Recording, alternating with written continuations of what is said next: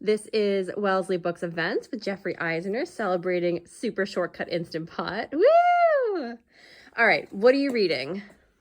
Oh my. Right now, pinball blogs because I'm taking a moment away from like everything, giving myself a little break, and I love to play pinball, so I'm reading about pinball.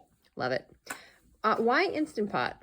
Because it is quick, it is one pot, it is hassle-free, and literally, it's like one of the easiest things in the entire world. And if you never cooked a day in your life, you're gonna all of a sudden find yourself one of the best cooks ever. What was your first Instant Pot recipe? My very first recipe that I ever made in the pot, which made me a believer, was macaroni and cheese. Anything special about it, or just like... The special thing about it was that I did literally cook the pasta in the pot with the liquid. I used broth, and I didn't have to strain it afterwards. I just add the cheese in the end and just mix it up, and that is it. One pot, one and done. Yum. 5 pantry must-haves. Seasoned salt, absolutely. It's the best seasoning ever. Some pepper, garlic powder or granulated garlic for sure. Those are the 3 big things there. And if we want to count cupboards, broth, because it infuses so much flavor into things instead of just using water.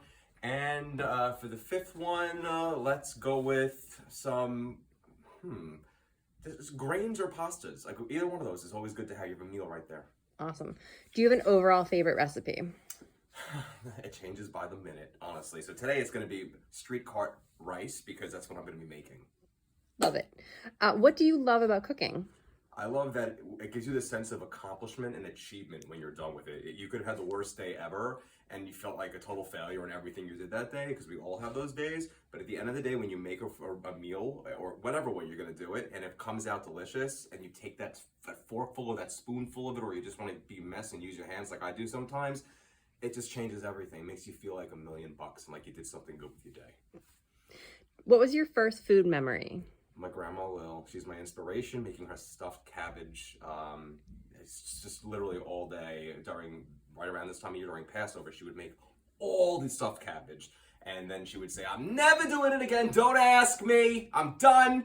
And of course, she'd do it again the next year. So that's what made me go.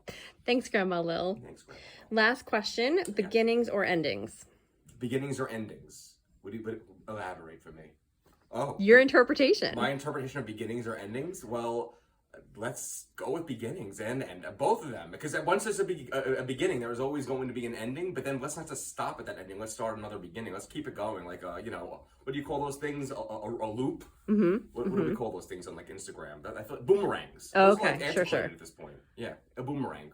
So Okay. Beginnings and endings and beginnings and endings. Let's keep going. An infinity loop. I'm here for it. Yes. Thank you so much. My pleasure. My pleasure.